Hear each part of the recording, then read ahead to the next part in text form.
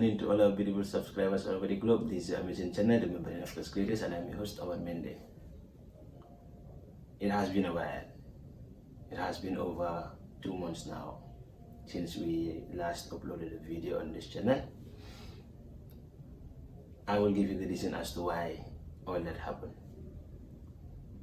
But first, if you are new on this channel, please don't forget to click the subscription button and click the notification bell so as to get all the subsequent content we'll be posting on this channel. Recently, we have been distracted by the demolition exercise and other topics. I came to the realization that I had derailed from the main objectives of the channel, and that is to say, to educate and enlighten Africans about their own history, and secondly, to preserve our cultures and our traditions, and to also debunk the misconceptions held by others about Africa. All the propaganda that is spread all over the globe about Africa, to the extent that whenever someone thinks about Africa, it's all about poverty, it's all about disease, it's all about corruption. To portray a beautiful image about Africa. Not everything is bad about Africa. Once again, if you are new on this channel, please don't forget to click the subscription button and then click the notification bell so as to get all the subsequent content we will post on this channel. The reason as to why we went low for a month or two is, after this realization, I came up with a project proposal, and this project proposal is in line with the objectives of this channel. So it is all about a nationwide tour, and we intend to visit historical sites. We intend to have interviews with prominent Gambians who have contributed immensely towards this country and Africa at large. And in this proposal, I intend to carry out at least 2 or 3 interviews in every region. Also visit the historical sites, as I mentioned earlier, that is to say from region 1 down to up to region 6. Yes. And fortunately for us, the project has already commenced. We have had 1 or 2 interviews already conducted. So we will feed you with these videos subsequently. Although the person is there and we are willing to do a lot, however, we have challenges, and basically it has to do with financial challenges. This channel is run by one person basically, or I have a key person or a brother sort of who also helps from time to time. But most of the work is done by me. I carry out the interviews, I do the editing. Basically, this channel is a one-man soldier thing.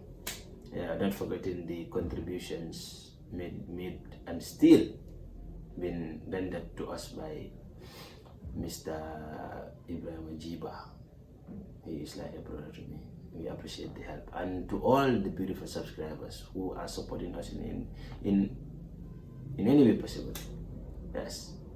So this is what we want to do, and in the project proposal, we intend to compensate those who we have interviews with maybe an amount of $8,000 to $1,000. That is what we propose. It depends on the actual amount that we have at hand, to show our appreciation, to acknowledge the role they are playing in preserving our cultures and our traditions, to show them that we value them, let them serve us, continue to serve as the custodians of our traditions and our cultures, and most importantly, our history. So basically, at the end of this video, we will give you the first interview that we had with a prominent chief. I will let him do the introduction, I will let him do everything. I will not say more about him. Just click the video, watch, learn, and enjoy and be proud of you being African and the beautiful history that we have. I will not say much, but if you intend to support us in any way, either in cash or in kind, we will be appreciative, we will love it, we will admire it, we will be grateful.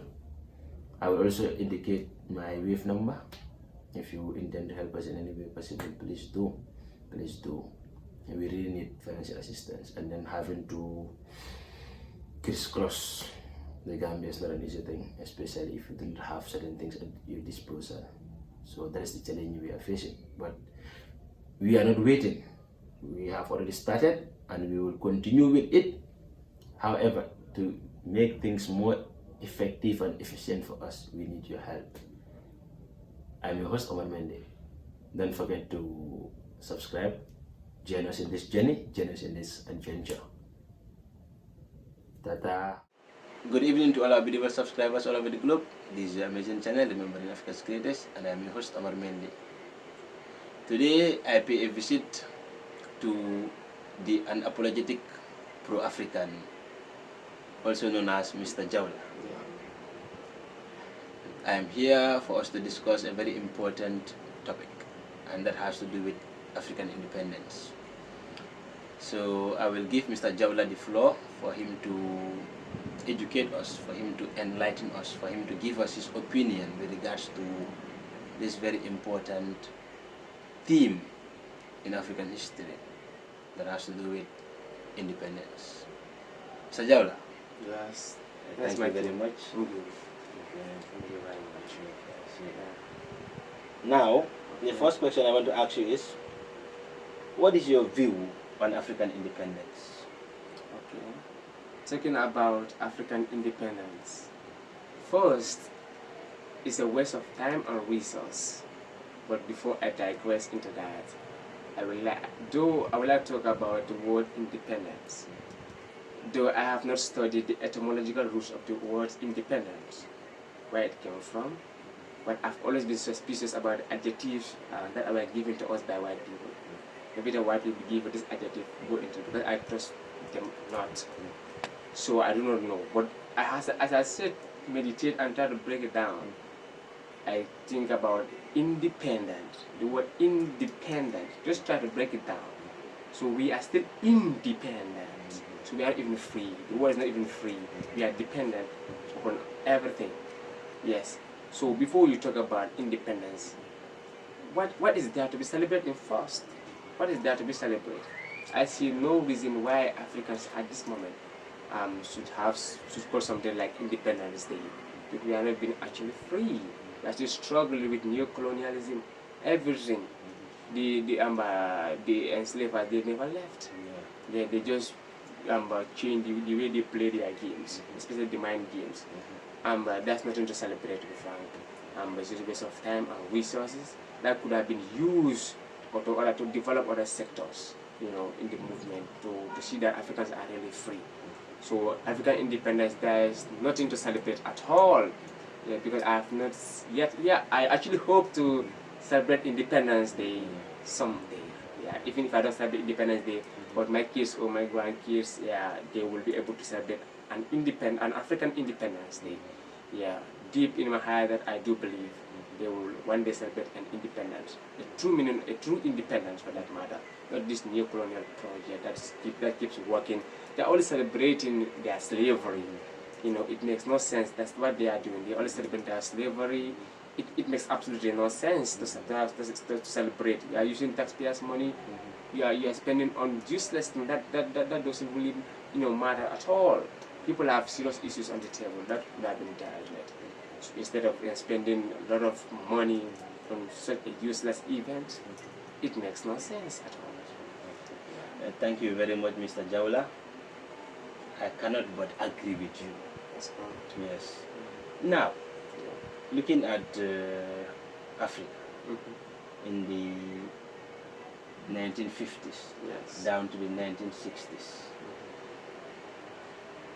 our founding fathers fought for the emancipation of Africa. When some of these countries gained the so-called independence, that we still celebrate today. There were high hopes that things will change. Absolutely. The West will leave and Africans will take over their affairs. Exactly. Development will come, progress will come, and the resources of Africa will be used by Africans. For the benefits of Africa. Exactly. So, do you still believe that the same hopes that our ancestors had prior to them regaining their independence is the same belief or aspirations or hopes hope that the current generation of Africans possess?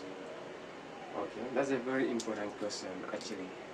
Yeah, the ancestors, as they mourn in their graves, seeing their sons and daughters struggling with what they had fought for. Yes, the people are not, they are not being able to realize true independence, because when you see, but this belief has always been there, and Africa will one day celebrate their true independence. Yeah, we definitely celebrate that. The ancestors have worked. Our founding fathers have worked. So this is, like they always say, this is an intergenerational struggle. You know, yeah, one generation, plants the tree, another generation waters the tree, another generation enjoys the seed or grooms it, another generation enjoys the seed or the fruits. Exactly. So this is what they meant. So coming to your question again on the true independence is about ownership, control. So this is a racial. This has already become a racial issue. But now, every time I talk about African independence, I'm talking about the independence of black people throughout the world. Yes, yes. So you cannot separate us. We are stolen from this land, this continent. So, and it also saddens me, our brothers and sisters who left the continent unwillingly. So they went to the Caribbean, to other parts of the world, struggling to live there, and other have to come back in here to struggle again. Okay. I stopped. Okay, the African diaspora. Also, I don't know the etymology root of the word diaspora, but look at it. When you try to break it down, diaspora.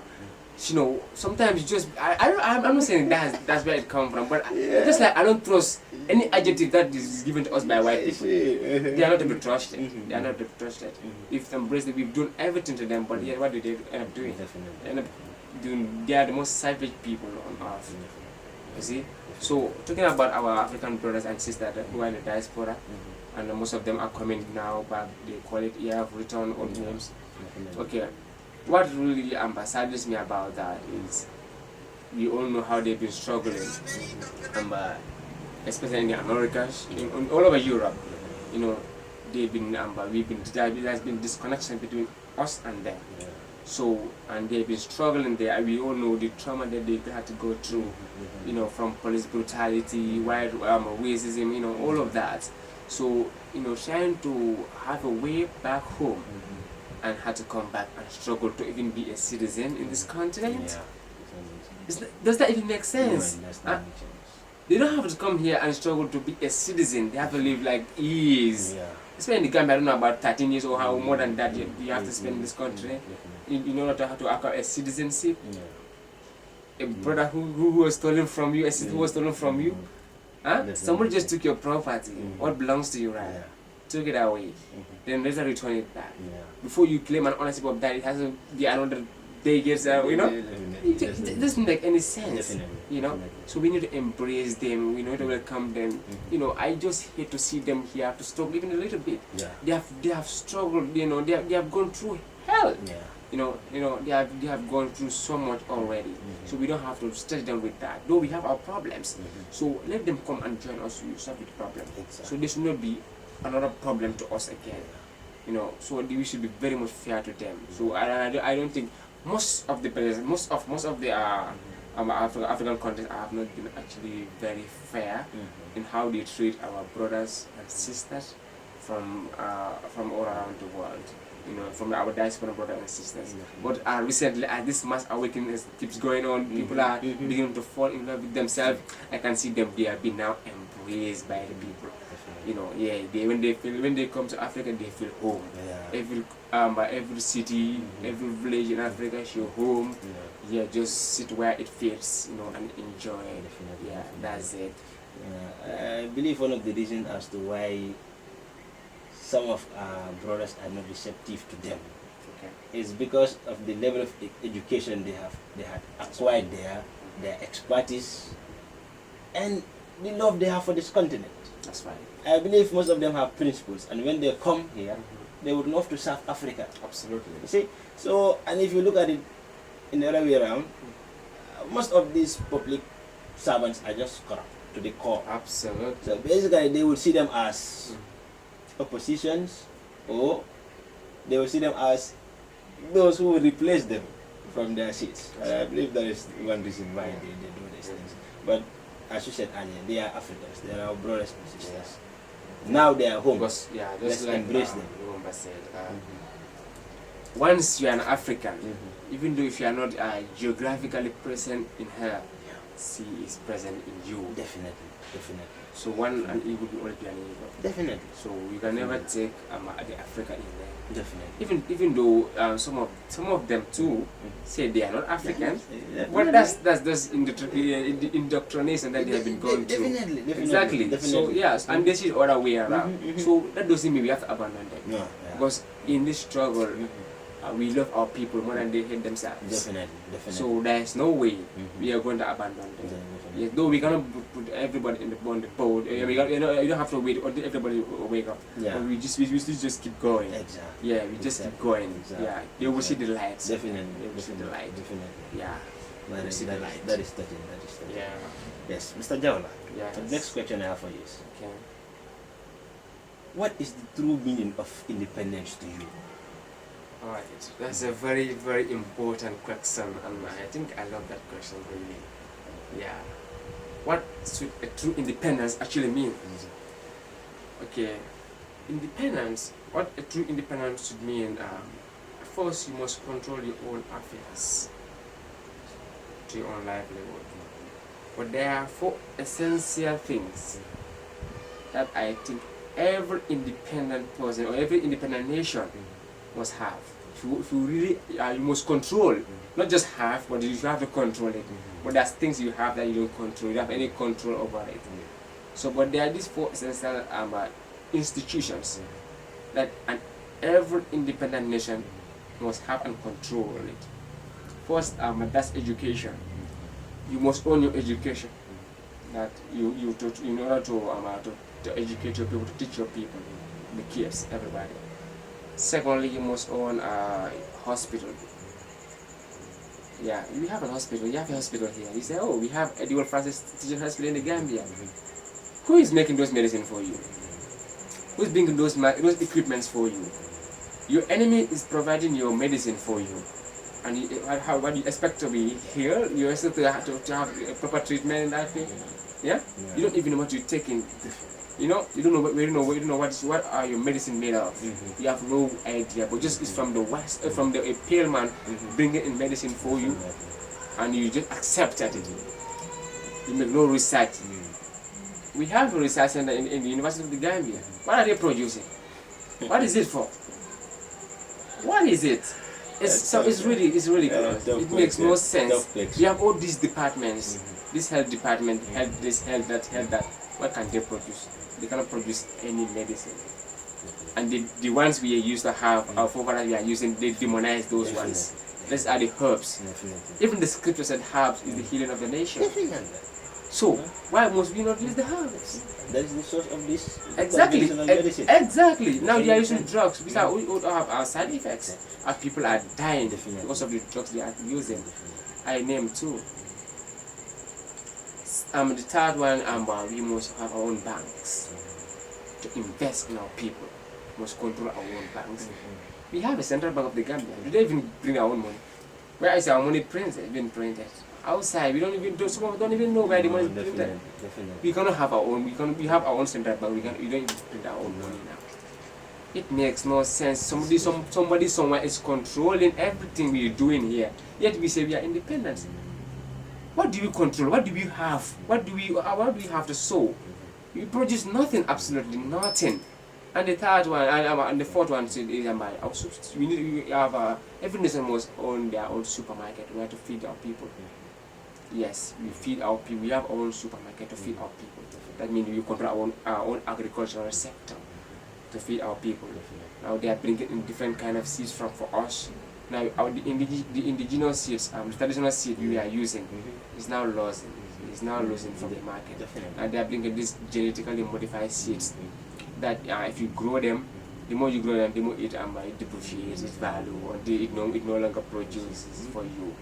Then therefore every year you want to do farming, you need to buy seeds from the other GMO companies that have been exactly. So we need to secure that. Definitely. We need to secure our Africa. You know.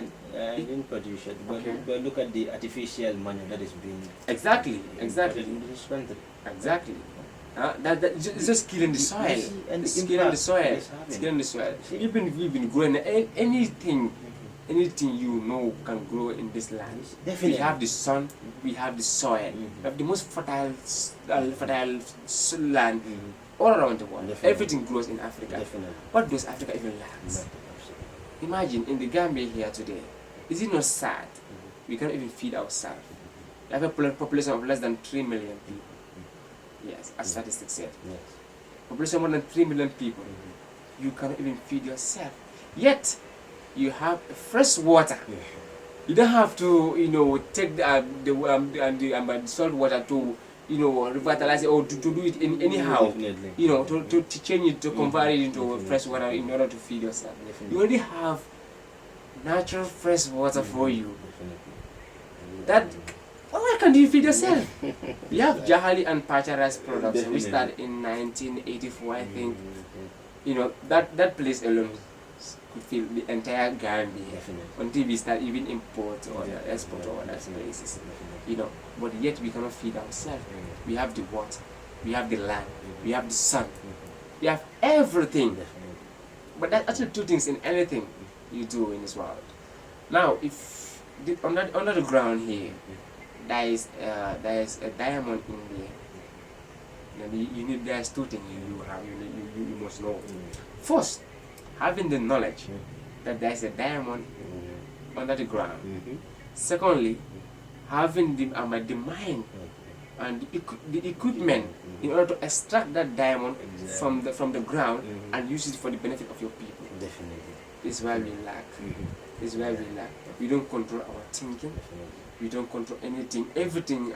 There's an African saying, an African proverb that says, "A borrowed water never quenches thirst." Never quenches thirst. So we borrow so much. We borrow everything. Our culture, we borrow. Even our discord is borrowed. What we fail to understand is the main thing that I forgot to talk about is language. I should have speak about that when you ask about independence. Yes, because we don't own the language. Definitely. Sometimes it's really funny, but sometimes it's very sad. Definitely. It's very sad. How come you are forcing our kids into colonial language? That it's sad. It's sad. Your proficiency in the English language is what's been used as a measure of your intelligence. Because of your proficiency in that language, the colonial language. Yes. So that's what should be used to measure your intelligence. So your language doesn't matter. It has no value. So that's why how can you even love yourself? The worst thing is, students are being punished. Exactly. For speaking their mother tongue. And you refer to it as vernacular. Thank you. You go to say punishment about that. You go to say punishment about that. Yes. And they have been punished. They have been embarrassed for speaking their mother tongue. So when the child grows in that environment, he grew up with the mentality that my language, my mother tongue has no value. In order for me to be a better person, I have to engage with people of who, I have to be educated in the British system, in the American system, to adopt their culture. Because this one, it has no value. Mine is dumb, man. Definitely. So it has no value. It takes me nowhere. It cannot take me anywhere. So for me to have my progress, I need to know how to speak English language. I need to know how to make my verb and my subject agree. I don't really care. I owe nobody a good English. Yes, I don't owe nobody a good English. It's very unfortunate we are having this conversation in a foreign tongue because of the disconnection we have. We are speaking to our brothers and sisters all around the world. It's because of disconnection. But as far as we are using it to a better effect, our own effect, to a good effect rather. So and for the purpose of communication, because of this disconnection we have, that's fine. Yes. This language was used to colonize us.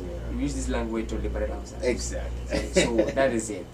That is it. So we must control that. We must control everything. We must control everything.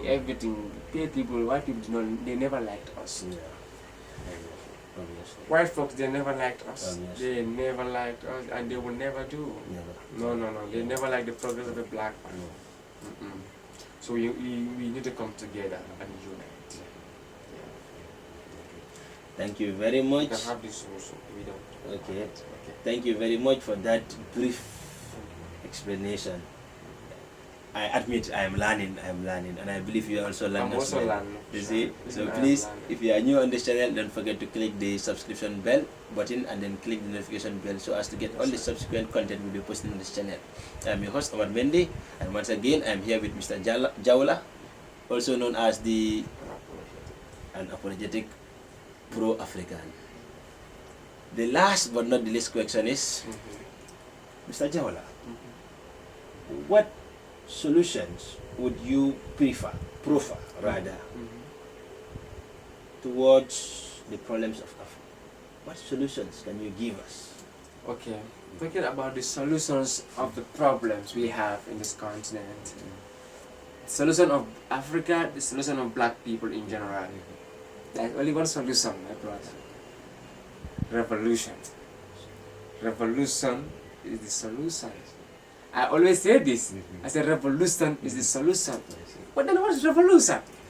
You ask, brother, what's revolution? What is revolution? Khalid Muhammad said, I think he got from the most honorable Elijah Muhammad, that revolution means a complete constructive change. A complete constructive change. But then what's revolution? Revolution is education. Malcom X said revolution is bloodshed. Revolution is education. Revolution is bloodshed. Yes, this is revolution. Revolution is unity. Yes, the only antidote to the melody of this unity is unity itself. We need to unite and form revolution. Take your God and you're gone. This issue of non-violence, it has never worked. It will never work. See? No. No, this is why Caucasians, they love this. And they say, oh, non-violence. They like to see you. But as a black person, military is your nature, is your very nature. Military posture. When you see a black person, you're a real man. You're a real man because of your potency, because of your manliness. Yes, but when he said, we shall overcome, white man said, okay, let's let that Negro there.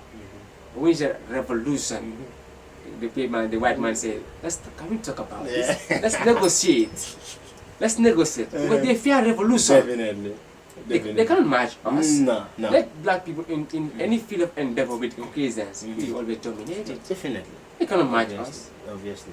Physical? Can you do physical? No. Yeah, no, that's all. And look at it. We go back to the Second World War. I could say both the First and the Second World War. And I would rectify with that.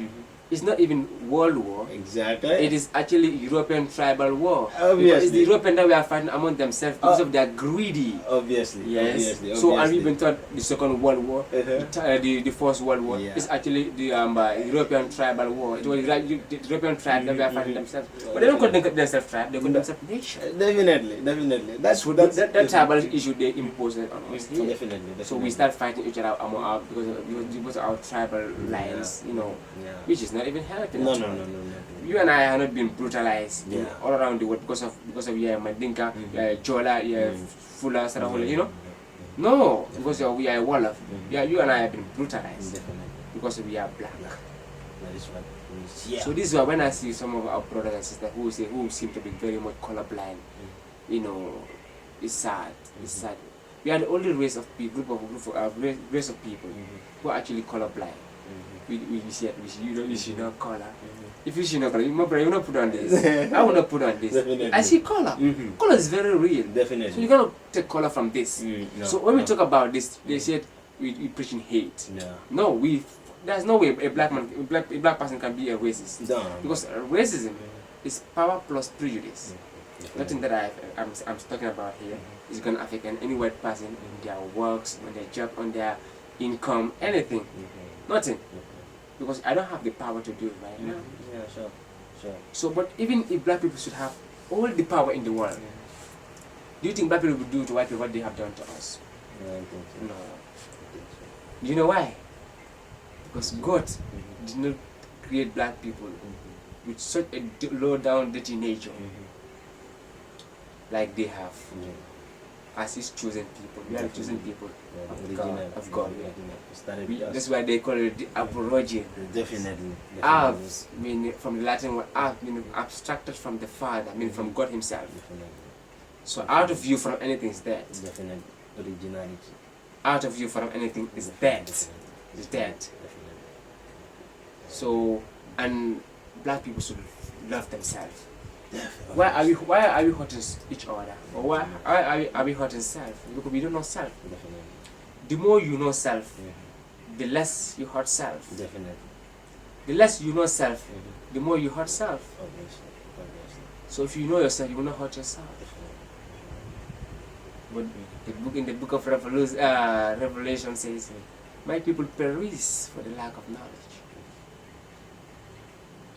And the scripture said, Jesus said, love yourself as you love your neighbor. Definitely. But you can't love yourself if you don't know yourself. No.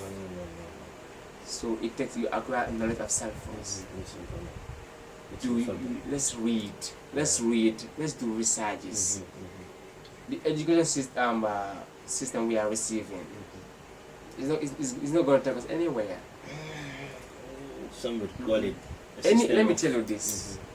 Any education system or any education that doesn't introduce you to the resources on the ground, I mean on the land. Any education system that does not connect with the resources on the ground is an education that will always enslave you. Definitely. It's a waste of time.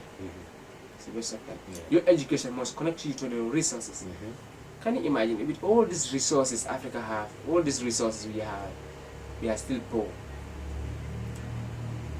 You go from primary school up to the highest institution you graduate. Look at every year we have hundreds or thousands of people graduating from university, from the college on other institutions. What do they produce? Even toothpaste they don't make. We make nothing. Nothing. Absolutely, we don't make nothing here. Definitely. So we are consumers of so much and producers of so little. So we have all these natural resources that we can mine. There is no mining in our syllabus. But a Chinese or a German kid is learning mining, how to mine. They have no place. They have nothing to mine in their place. Why are they teaching them how to mine? Africa exists. Yes. Africa exists. Africa exists because they are hoping for them to come in here, you know, take our people again to the mine. Bread When basket of the whole world. Exactly. When we have that resource right under our nose, Definitely. then we still struggling. We have engineers that cannot build roads. We have scientists that can produce nothing. Nothing. Agriculturists, PhDs. Yeah, PhD holders. Huh? What are they producing? Nothing. So they are used to know that something is wrong with this education system. So we become a nation of big English speakers. Speak big grammars. They gauge your intelligence.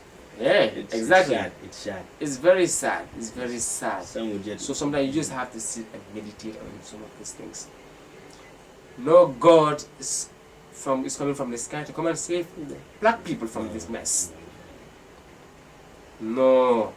God tells you, go ye and subdue the world. Go and do something for yourself. Then God can come in to help you. But you just fold your hand, yes. God is in control. Anything that happens is God, is God, is God. Then you don't understand the God that you claim to have understood. Yeah, definitely. You do not understand the God. That God that you said you are serving.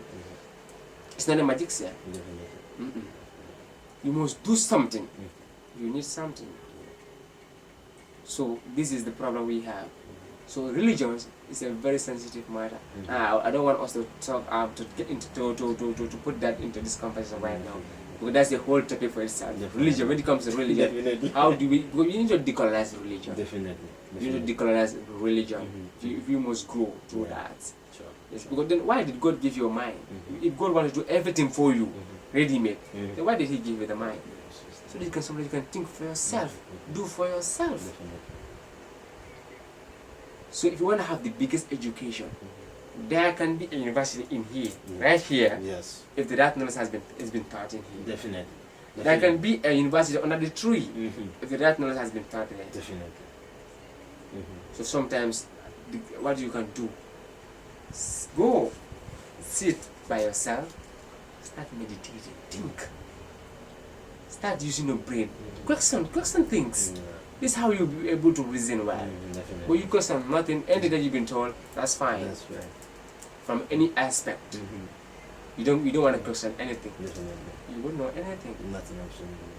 So you be just there, automatic, systematic remote control.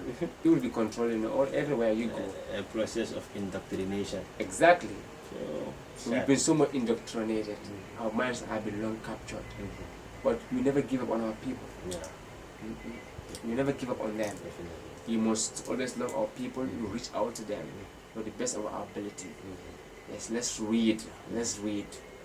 Yeah, the wise man said, reading and acquisition of knowledge is what separates man from beast. So we read. Let's keep reading. There's a lot hidden in the books. If you look at there, I have a lot of books down there. Definitely. Yes. Definitely. Now you see that. Definitely. What do you know about this? You're not black. Definitely. How is black defined? Go to dictionary, you see that. It's associated with devils, stuffs like that. This is a very divine. Definitely. It means divine. You have the black god. You don't read this. But try to go through this. I see. You fall in love with yourself. I see. So I have a lot of them in here. The hidden sides of melanin. The book of Kali. I think you sent me that about the melanin. Exactly. So yeah, I see all these books here. Definitely. Yes. The most honorable Marcos Mosiah God. Mental slavery. Exactly. Definitely. Emancipate yourself from mental slavery. None but ourselves can free our minds. Definitely. So he have the solution to the problem of black. Definitely. Just his teaching alone is the fundamental survival of the black race. Definitely. Race first. Yeah. You put our race first. I am black before anything. I am black before any tribe. I am black before any religion. This color comes first. You need to recognize this. Respect this. Respect the black. Respect your color. If you really know what being black means, you never, try to be any Definitely. other than black. Definitely. And who is to blame? It's the system of education. Let's just say a system of miseducation. Exactly. That is it. Exactly. Huh? So the black man has been miseducated. Exactly. That's it. So it's high time. I think these are the books that should be taught Introduced in our schools. Exactly. The history. Because history, Marcos Garvey said history is the guidepost of every nation. Definitely. So history is our guide. Definitely. When we are lost in history, we are lost in life. Forever. That's why we are still lost, because the right history has never been taught to us. Never been taught. Yes. And you know what? And everything, yes, exactly. Colonial agents or officers wrote extensively about us. Thank you. And how does that colonial officer see you and I? We are just subjects. Exactly. We are nothing. So their rhetoric, their views about us is what they give us. But it's not essentially the reality. And look at how they demonize oral tradition. Yes. Look at how I've they seen demonize that. oral tradition. They demonize everything. That You would see? take us. Definitely. So it's all about us getting lost, Yeah. not having any identity, and then trying to be European, American, or an Arab. Exactly. That is the problem of it. We are our own cultural ambassadors and advocates and liberators. Definitely. So we must begin to deprogram ourselves, decolonize ourselves. Once you begin to decolonize your mind, that's the time you begin to think right. Definitely. Decolonize everything. Oppose anything the cracker supports. Definitely. Support anything the cracker opposes. Definitely. The white man is your enemy. He has always been your enemy. They don't want your progress, you and I, the progress. They never loved us and they will never do. The white man is the devil. The white man is the devil. Devil is an adversary that which is against you. Anyone that opposes you for freedom is the devil. Malcom would call them the same thing. Exactly. They oppose you. So, but they want you to be non-violent. Yeah. They want you to be non-violent. Definitely. So they want, I want freedom. Yeah. I have to go. Hey, Massa, please, can you please recognize me as a human being? Yes. I want to be a human being too. Please see me as a human being. Come on. And Malcolm X said, all the civil rights movement. I respect Martin Luther King. Definitely. That's He was the first civil rights, the first black man Exactly. I come across. Okay. He introduced me into all these things. Okay, I He was the see. first person that I've ever read about. Okay. About the civil I rights. see. And you know, in the school that I attended, Okay. everybody calls me up to today. Okay. Everybody calls me Martin Luther King. I see. But even though right now, I don't, I respect his principles. Yeah. But we no longer study the same ideology. But No. he believes in non-violence. Definitely. And I know non-violence is nothing for black people. I see. Exactly. So that's the problem. Yeah. Yeah.